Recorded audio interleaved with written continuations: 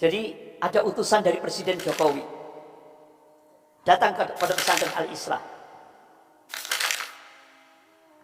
Berapa, Bu? 35 miliar. Langsung utusan dari Presiden Jokowi. 35 miliar. Memberi 35 miliar itu ada udang di balik rempeyek.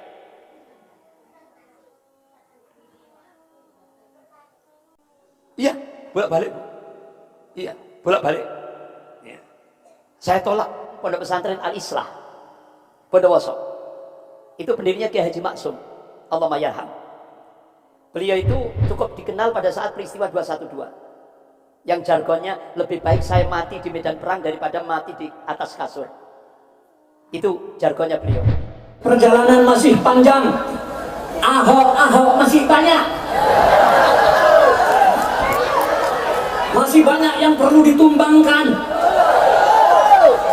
Saya bercucuk 25, anak 11 kena kanker stadium 4. Saya datang pagi ini ke sini hanya karena daripada mati di atas kasur lebih baik mati di medan tempur.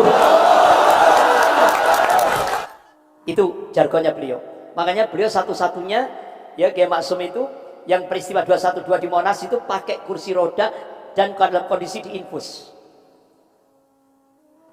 Beliau tetap. Tapi ya Allah, beliau setelah istimewa ulama di Jakarta, tidak tahunya dalam perjalanan pesawat Jakarta Juanda diracun. Jadi beliau nggak sempat masuk ke pesantrennya. Jadi beliau dari Bandara Juanda langsung dilarikan di rumah sakit, tidak tertolong, meninggal. Seperti saya dulu pernah di Jeddah ini, tapi alhamdulillah saya masih tertolong. Kalau beliau sudah telat waktunya, akhirnya meninggal.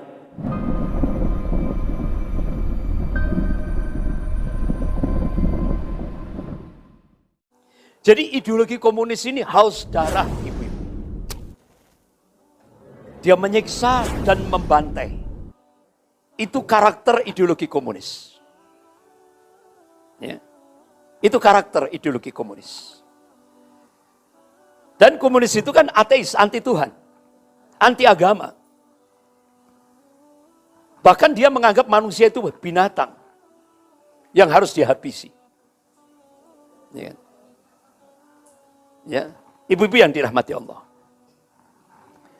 Jadi, siapa yang mengamalkan, yang mengaplikasikan ideologi komunis seluruh dunia? Yang pertama, Lenin. Berapa manusia yang dibunuh pada masa Lenin memimpin Uni Soviet? Kurang lebih 30 juta orang. 30 juta rakyatnya dibunuh untuk melanggengkan ideologi komunis. Kemudian Stalin, Uni Soviet, puluhan juta rakyatnya dibunuh. Kemudian Mao Zedong, Cina, Mao Zedong, bapak komunis Cina, hampir 50 juta rakyatnya sendiri dibunuh.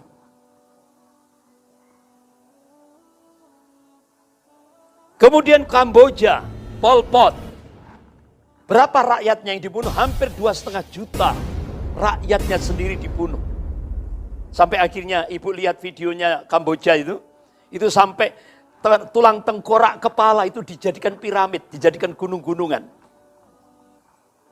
Itu di Kamboja. Sadis, Bu, ideologi komunis itu sadis. Nggak tahunya datang ke Indonesia. Musuh. Di Madiun. Dia memproklamasikan Republik Soviet Indonesia. Ribuan santri dibunuh, ulama-ulama dibantai. Bahkan 156 anggota TNI juga gugur menghadapi kebiadaban ideologi komunis di Madiun. Kemudian muncul lagi ideologi komunis tahun 65 dimotori oleh DN Aidit bersama sekjennya Nyoto. Ibu jangan lihat orangnya krempeng. Tapi jahat, Bu. Membantai ribuan kaum muslimin, ulamanya dibunuh. Jadi ibu-ibu, jangan terus akhirnya kadang-kadang ada dia ngomong, saya ndak ada pawaan untuk zalim. Jangan lihat fisiknya krempeng, jangan. Tapi sadis. ternyata kebijakannya membunuh manusia. Jadi orang-orang inilah yang membantai seluruh dunia 74 tahun, 120 juta. Jadi ibu-ibu, kalau ibu kumpulkan korban perang dunia pertama, korban perang dunia kedua, korban perang Korea, ya kan? Korban perang Korea, korban perang Lebanon, Palestina, di Irak dan sebagainya, itu kalau dikumpulkan jadi satu, korbannya masih lebih besar korban kebiadaban ideologi komunis. Jadi perang seluruh alam jagat raya ini, kalau dibandingkan dengan korbannya komunis, lebih besar ideologi komunis. Ibu-ibu yang dirahmati Allah. Jadi PKI dulu itu pernah menyebarkan pamflet. Isinya apa? Ulama itu tikus yang harus dibasmi. Akhirnya ulama-ulama kita ditali lehernya, kemudian digelandang. Diarak di depan di kampung-kampung itu. Kemudian disiksa, kemudian disembelih. Ada lagi ibu-ibu, saya diundang oleh keluarganya, yaitu Kiai Haji Nurul Islam. Itu kakeknya, namanya Kiai Haji Imam Mursyid Muttaqin, pendiri pesantren Sabilul Muttaqin di Takran, Magetan. Beliau disembelih dan sampai hari ini belum diketemukan jenazahnya di mana. Ini Kiai Haji Imam Mursyid. Jadi 14 orang tokoh disiksa dan dibantai dengan cara biadab di Takran, Magetan. Jadi begitu saya diundang, saya diberitahu bahwa rumahnya itu dibakar, rumahnya itu pernah dibakar. Bahkan pondok pesantrennya itu, ibu-ibu, masjidnya itu dibangun tahun 1929. Masih utuh, Bu, anunya itu, apa namanya? Pilar yang 4 itu. Kan seperti model Sunan itu loh, Bu. Joglo itu. Ada pilar 4. Itu masih utuh, dibangun tahun 1929. Nah, karena Kiai Haji Imam Mursyid Muttaqin ini tokoh di Magetan. Sampai-sampai Pak Presiden Soeharto mau merenovasi pondoknya sama masjidnya, ditolak oleh keluarganya karena sudah diamanai. Tidak boleh menerima dari siapapun. Jadi masjidnya itu masih utuh. Jadi kemarin saya diundang itu di tablik akbar di rumah itu, dan alhamdulillah hadir semua dari Madiun, dari Magetan, Pacitan, semua datang semua. Nah, ibu-ibu yang dirahmati Allah. Jadi saya masih lihat ini masjid dibangun tahun 1929. Jadi masih utuh, Bu. Pilar yang 4 itu masih utuh. Madrasahnya yang sangat sederhana. Bahkan Pak Harto mau membelikan tanah, ditolak. Itu saya ambil ibrah, Bu. Masya Allah. Artinya apa? Beliau sudah diwanti-wanti, jangan mudah menerima uang subhat. Subhat itu apa, Bu? Enggak jelas. 2 kali ini saya diundang sebuah pondok pesantren yang sejarahnya sama. Contoh lagi, saya pernah diundang pondok pesantren Al-Islah, Bondowoso. Itu pendirinya Kiai Haji Maksum, Allahumma yarham. Beliau itu cukup dikenal pada saat peristiwa 212. Yang jargonnya, lebih baik saya mati di medan perang daripada mati di atas kasur. Itu jargonnya. Perjalanan masih panjang. Ahok masih banyak. Masih banyak yang perlu ditumbangkan. Saya bercucu 25. Anak 11 kena kanker stadium 4. Saya datang pagi ini ke sini hanya karena daripada mati di atas kasur, lebih baik mati di medan tempur. Masih ingat pantun itu? Kereta api dinamakan sepur. Di atas sepur ada kondektur.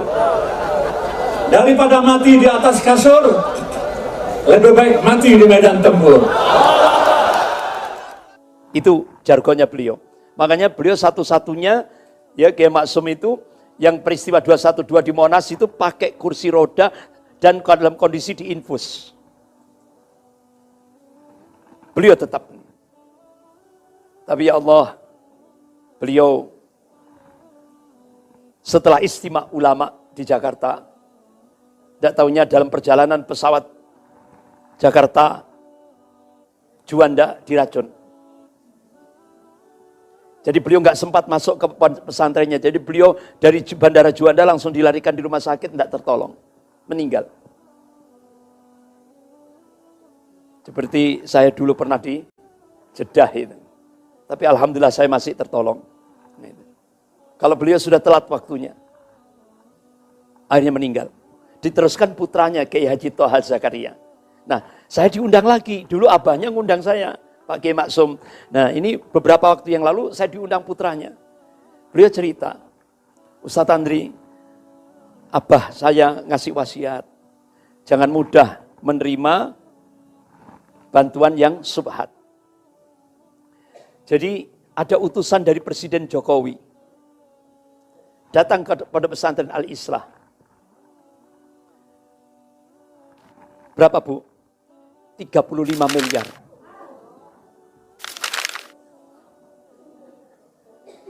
Langsung utusan dari Presiden Jokowi. 35 miliar. Ditolak, Bu. Ditolak.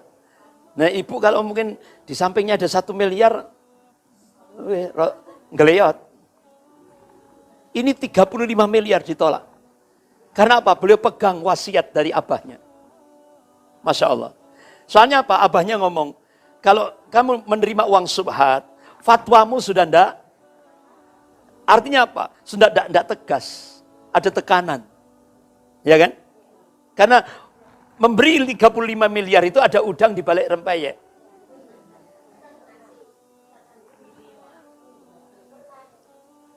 Iya, bolak-balik, Bu. Iya, bolak-balik. Iya. Saya tolak. Aman. Alhamdulillah aman. Pernah saya juga, mana yang sini? Aparat sini. Nyogok saya dengan umroh. Sampai datang ke rumah. Saya tolak. Ya. Saya tolak. Karena apa? Kalau kita menerima model-model seperti itu, Bu, sudah kita tidak akan berani mengeluarkan kebenaran. Kita akan takut menyampaikan kebenaran.